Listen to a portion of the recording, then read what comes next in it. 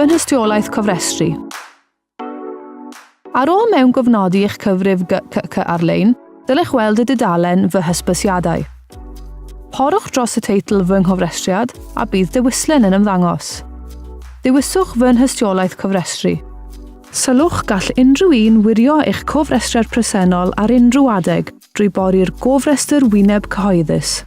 Yma gallwch chi weld eich dyddiad cofrestru a'ch dyddiad adnewyddu. Mae yna hefyd dystysgrif y gallwch chi lawrlwytho.